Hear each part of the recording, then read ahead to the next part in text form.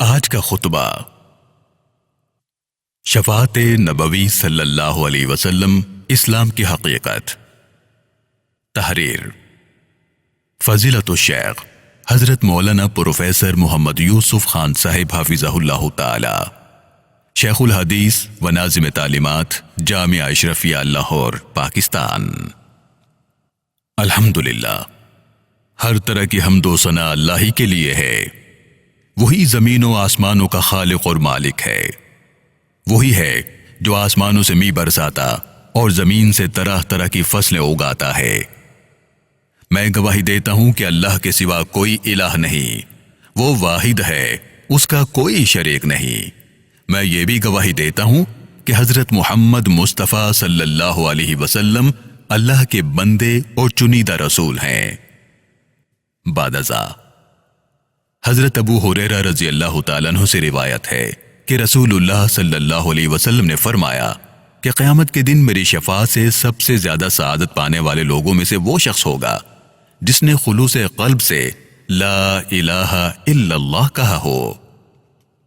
میرے پیارے مسلمان بھائیوں، محشر میں پیش آنے والے جن واقعات کی اطلاع احادیث میں وضاحت کے ساتھ دی گئی ہے اور جن پر ایک مومن کو یقین رکھنا ضروری ہے، ان میں سے ایک رسول اللہ صلی اللہ علیہ وسلم کی شفاعت بھی ہے۔ لیکن اس بارے میں بہت سے جاہل عوام سخت غلف اور افراط میں مبتلا ہو کر اعمال میں کوتاہی کرنے لگے کہ شفاعت کا تصور ہی مسخ ہو کر رہ گیا۔ دوسری جانب دور جدید کے بعض اچھے خاصے تعلیم یافتہ افراد رسول اکرم صلی اللہ علیہ وسلم کی شفاعت کے بارے میں انتہائی تفریط میں مبتلا ہیں۔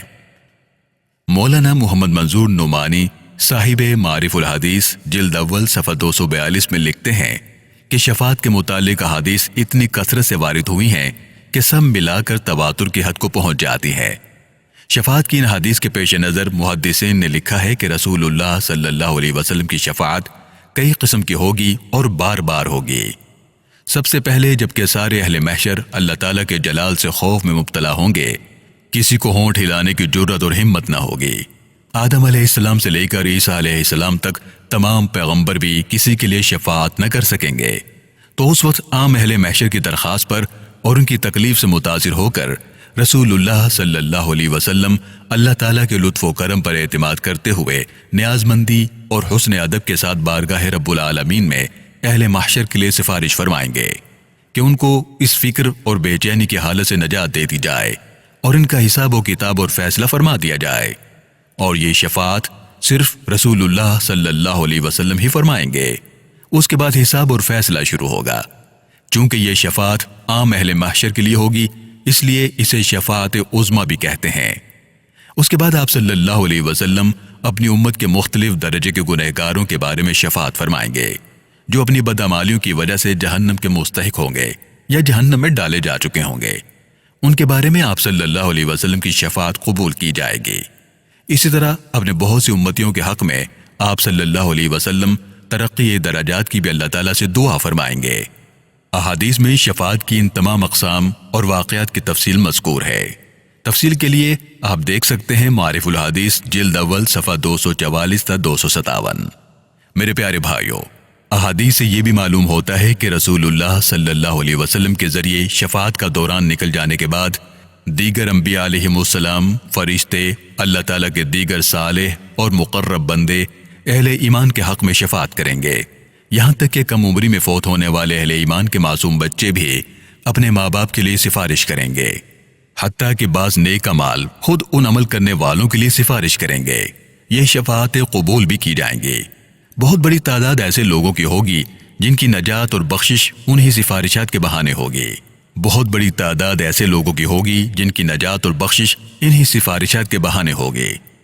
لیکن یہ بات یاد رکھنے کے قابل ہے کہ یہ سب شفاعتیں اللہ سبحانہ و تعالیٰ کے اذن، اس کی مرضی اور اجازت سے ہوں گی، ورنہ کسی نبی یا فرشتے کی بھی یہ مجال نہیں کہ وہ اللہ رب العالمین کی مرضی کے بغیر کسی ایک آدمی کو بھی دوزخ سے نکال سکیں۔ اللہ رب العالمین نے فرمایا، من ذا الذی یشفع عندہ الا بإذنہ، کون ہے جو اس کی بارگاہ میں بغیر اس کی اجازت کے کسی کی سفارش کر سکے۔ اور سورۃ الانبیاء آیت نمبر 37 میں فرمایا، وَلَا يَشْفَعُونَ إِلَّا لِمَنِ ارْتَضَىٰ، اور وہ سفارش نہیں کر سکیں گے مگر صرف اس کے لیے جس کے لیے اس کی رضامندی ہوگی۔ حضرت مولانا مفتی محمد شفیع صاحب رحمۃ اللہ علیہ آیت الکرسی کی تفسیر کرتے ہوئے تحریر فرماتے ہیں کہ اللہ رب العالمین تمام کائنات کا مالک ہے، کوئی اس سے بڑا اور اس سے اوپر حاکم نہیں، کوئی اس کے بارے میں باز پوس کرنے کا حق بھی نہیں رکھتا۔ ہاں، اللہ سبحانہ و تعالیٰ کے کچھ مقبول بندے ہیں جن کو خاص طور پر کلام اور شفاعت کی اجازت دی جائے گی۔ حدیث مبارکہ میں رسول اللہ صلی اللہ علیہ وسلم نے فرمایا، محشر میں جہاں سب سے پہلے ساری امتوں کی شفاعت کروں گا، اسی کا نام مقام محمود ہے، جو آن حضرت صلی اللہ علیہ وسلم کی خصوصیات میں سے ہے۔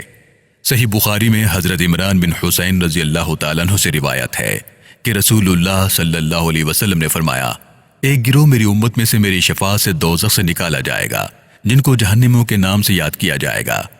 اس نام سے ان نکالنے والوں کی توہین نہیں ہوگی، بلکہ جہنم سے نکالے جانے کی وجہ سے ان کا یہ نام پڑ جائے گا، کیونکہ یہ اللہ تعالیٰ کی یاد دلائے گا۔ حضرت انس رضی اللہ تعالیٰ عنہ سے روایت ہے کہ رسول اللہ صلی اللہ علیہ وسلم نے فرمایا، میری شفاعت میری امت کے ان لوگوں کے حق میں ہوگی جو گناہ کبیرہ کے مرتکب ہوئے ہوں گے۔ اسے امام ترمذی اور امام ابو داود نے روایت کیا ہے۔ حضرت ابو ہریرہ رضی اللہ تعالیٰ عنہ سے روایت ہے کہ قیامت کے دن میری شفاعت سے صرف وہی سعادت پائیں گے جنہوں نے خلوص قلب سے لا الہ الا اللہ کہا ہو۔ اسے امام بخاری نے روایت کیا ہے۔ ان حدیث سے معلوم ہوتا ہے کہ جو شخص شرک کی بیماری میں مبتلا ہوگا اس کو شفاعت سے کوئی فائدہ نہ ہوگا۔ البتہ اگر کوئی شخص ایسا ہے کہ وہ شرک سے پاک ہو گیا لیکن دوسری قسم کے گناہ ہیں تو اس کو رسول اللہ صلی اللہ علیہ وسلم کی شفاعت سے فائدہ ہوگا۔ لیکن گناہوں کے باوجود شفاعت کے تذکرے سے نڈر اور بے خوف ہو کر گناہوں پر اور زیادہ جری ہو جانا اور کھلم کھلا خلاف سنت زندگی گزارتے ہوئے اور بدعات سے بھرپور اعمال کرتے ہوئے خود کو رسول اللہ صلی اللہ علیہ وسلم کی شفاعت کا مستحق سمجھنا، یہ تو قطعاً ارشادات نبویہ کا تقاضا نہیں۔ رسول اللہ صلی اللہ علیہ وسلم کے ارشادات کا تو یہ مطلب ہے کہ جن لوگوں سے گناہ ہو جائیں وہ بھی مایوس اور نا امید نہ ہوں، یہاں تک کہ آپ کی امت میں سے بعض لوگوں کو شفاعت کرنے کا حق دیا جائے گا، جیسا کہ حضرت ابو سعید رضی اللہ تعالیٰ عنہ سے روایت ہے کہ رسول اللہ صلی اللہ علیہ وسلم نے فرمایا، میری امت میں سے بعض افراد وہ ہوں گے جو جماعتوں اور قوموں کی شفاعت کریں گے، بعض وہ ہوں گے جو عصبہ یعنی 10 سے 40 تک کی تعداد والی جماعت کے بارے میں شفاعت کریں گے، اور بعض وہ ہوں گے جو ایک آدمی کی شفاعت کریں گے یہاں تک کہ سب جنت میں پہنچ جائیں گے۔ اسے امام ترمذی نے روایت کیا ہے۔ اللہ رب العالمین ہمیں گناہوں سے محفوظ فرمائے، جو گناہ ہو جائیں ان سے دنیا میں توبہ کی توفیق عطا فرمائے اور آخرت میں محمد مصطفیٰ صلی اللہ علیہ وسلم کی شفاعت نصیب فرمائے۔ آمین آمین یا ارحم الراحمین۔